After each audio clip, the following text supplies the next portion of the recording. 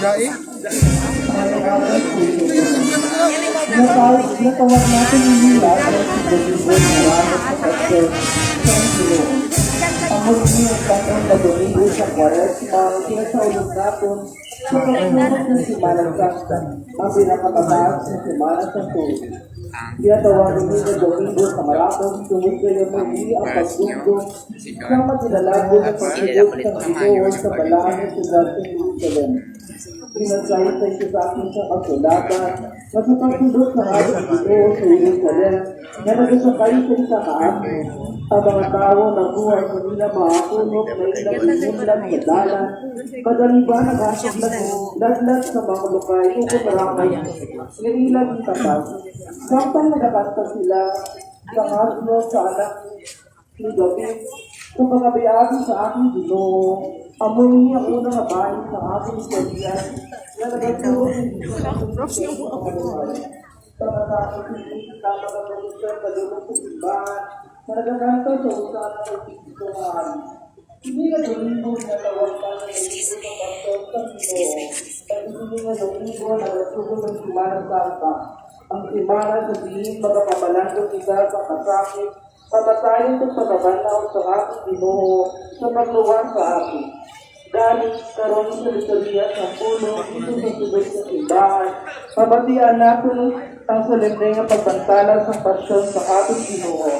Ang pagbasa sa hinagyan ng mga kasakit sa pagtubos sa kalibutan. Subong sa natin ng naunang abahin sa ating liturgia, ang pagpamalandong sa may mayaw na pagsulod sa ating Ginoo sa Jerusalem, ang siyudad sa igahalan na niya kabuli sa pagtuman sa niya misyon sa pagluwas ng kalibutan.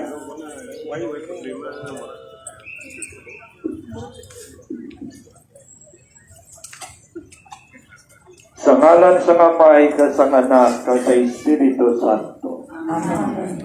Labing hinigugma ng mga utol, sa sulod sa 5 kasimana, aton ginsuguran ang Quaresma, pagi sa paghimo, sing pagpenitensya, kag mga buhat sang kaluoy. Ginama nato ng aton kaugalingon sa pagselebrar sining misteryo Pascual, nga amo ang pagkasakit, pagkamatay, kag pagkabanaw sa aton Ginoong Jesucristo. Sa karon nga adlaw, nagalilipot kita sa pagselebrar sining misteryo Pascual ukol sa pukol sa Santa Iglesia. Sa ito sa sunod, na madinalagon sa siyudad sa Jerusalem, sa pagtuman sa iya mga buluhaton, subong manluluwas. Gani, samtang ginadumdum naton si matinuohon, kag mainampuon, magsunod kita sa Ginoo, kay kung nagabuylog kita sa iya pag-antos, magapaking-abit man kita sa iya pagkabanhaw, sa sapat mo makabuhi.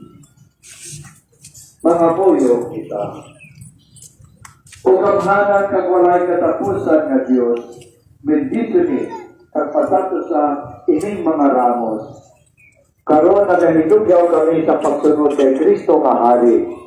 Itugot nga makaabot man kami sa langit nun kag walay katapusan nga Jerusalem. Pinapangayo namon ini paagi kay Kristo nga amon Ginoo.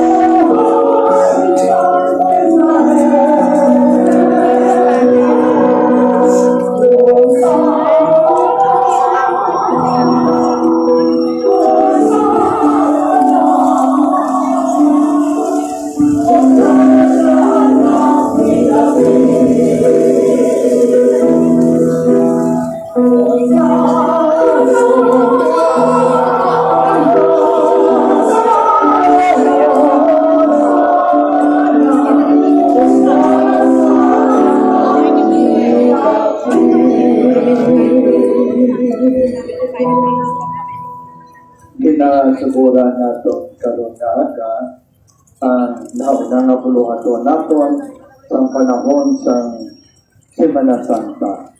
Ini Domingo de Ramos, ang pasyon man sa aton Ginoo. Gani, bago lang kita nagtapos ang seremonya sa pagbisita sa mga ramos. Pero wala nagkatapos ang aton selebrasyon diri. Kasi kay nabisitaan inyo ramos, mapaulit na kamo. Sugod pa lang ini. Dapat nga magupod kita karon sa prosesyon alin sa mahimayaon na pagsunod sa aton Ginoo sa Jerusalem, pagkadto sa iya pag-antos, pagkamatay kapag kabanhaw, na ato sila sa ulo sa Santos sa Isa. Kani ginapangabay ang tanan na magupod sa aton posisyon palibot sa plaza, pagkadto sa simbahan. Ang Ginoo yara sa inyo, ang pagbasa sa Santo sa Ebanghelyo sa kay San Marcos.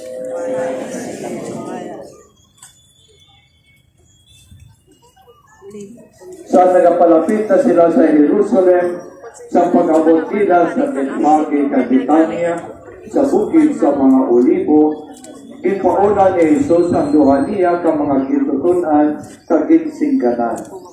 Kanto kamo sa pihak na baryo, sa pagsulod ninyo, dito makita ninyo ang isa ka Paulino panahigot na wala pa masakit. Kumari ninyo ini kagala sa ato. Kung may magpapangkot sa inyo, nga palagi ng himo ninyo ina, magsabat kamo, kinahanglan ini isang Ginoo, apang iuli man gilayon. Naglakas sila, kung nakita nila ang Paulino manahigot sa puertahan, sa igat sa dalanon, sa guwak sa balay. Samtang ginahubara nila ini, ipamangkot sila sa mga tao dito, ano pala ninyo ginahimo? Na ang ginahubara ninyo ang Paulino? Nagsabat sila, sunod sa ginsiling ni Jesus, kagin pabayhan sila sa mga tao dito.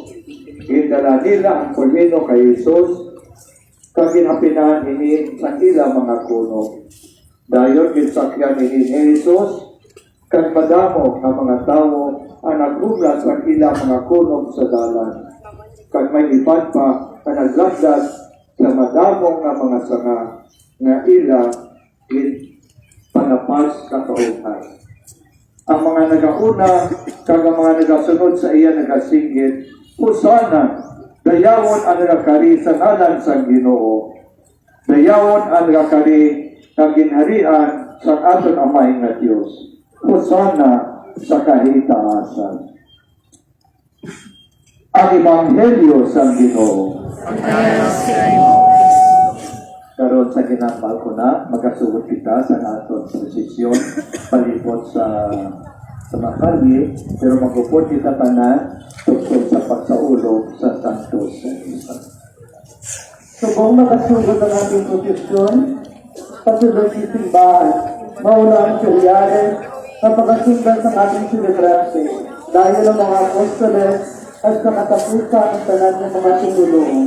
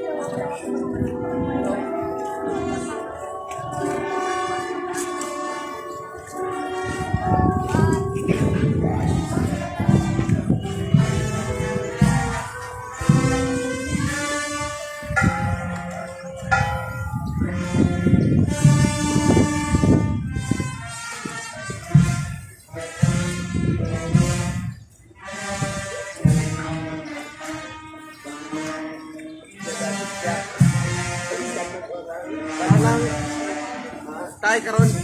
Sulikan tala tanda karon.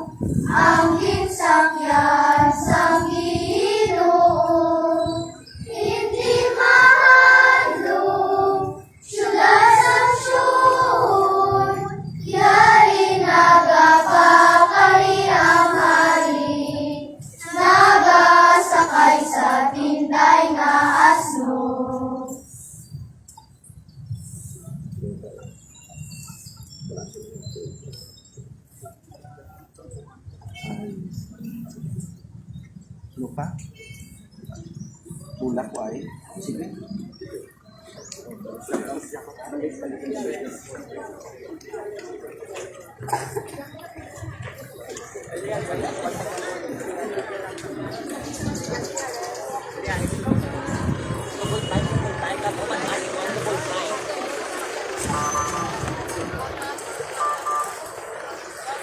Terus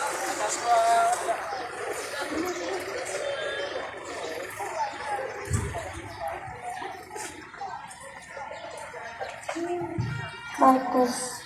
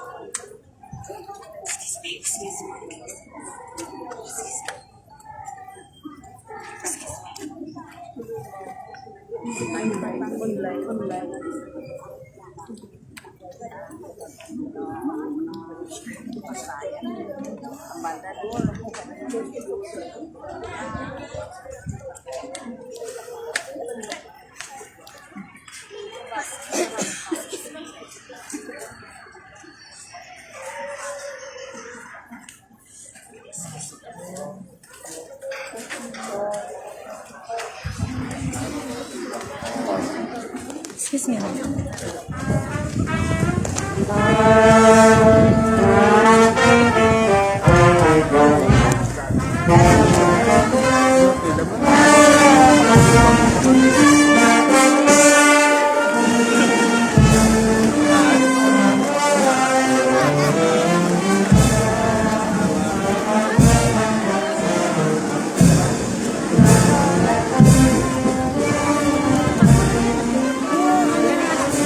Excuse.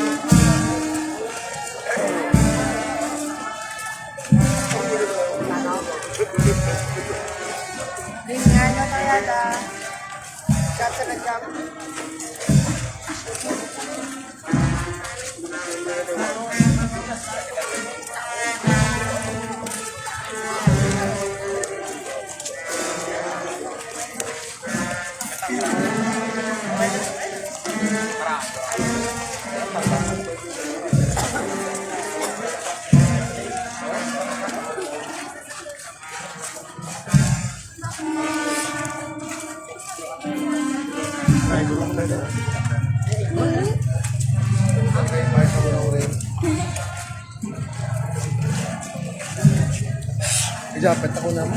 Okay.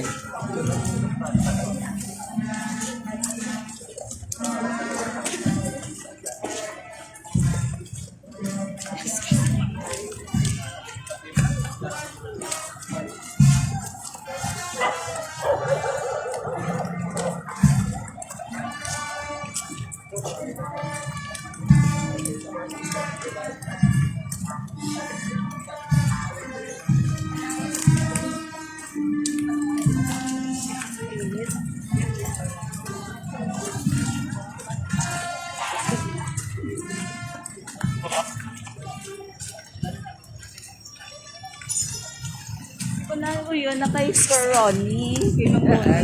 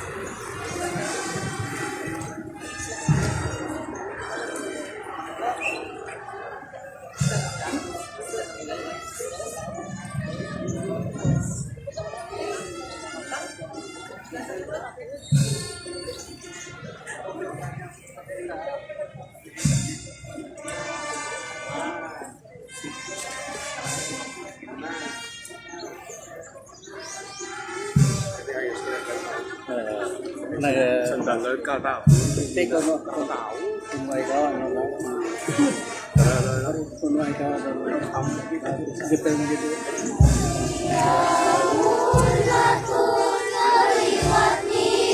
Liwat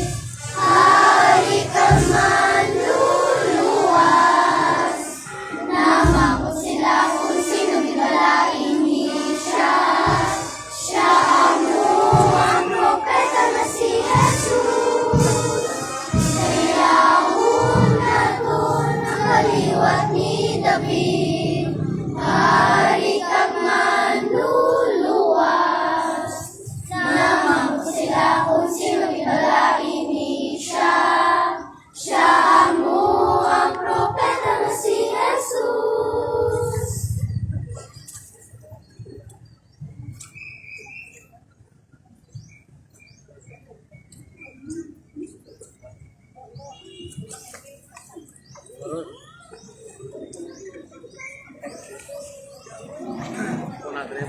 dito. Wala nyo ko dito. Wala.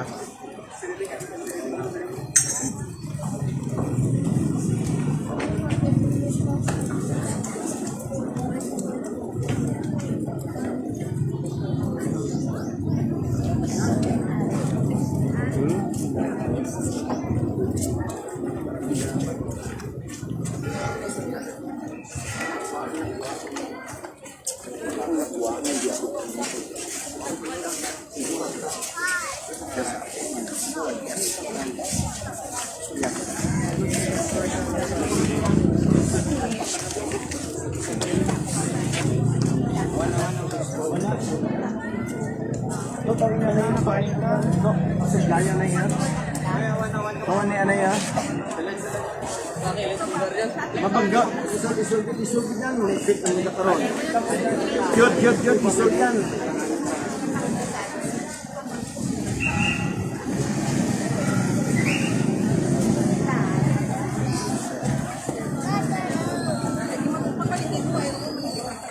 Apostoles.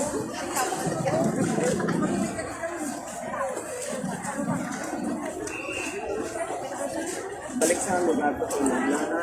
Ito ba sa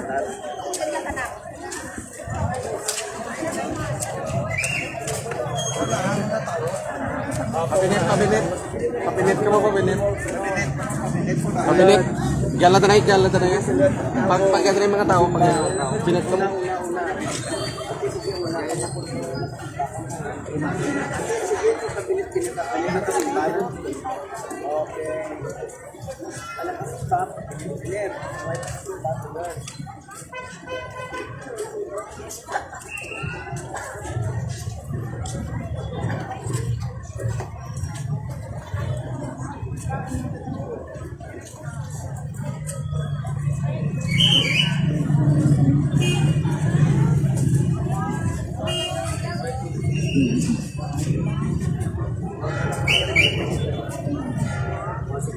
Sige, sulat.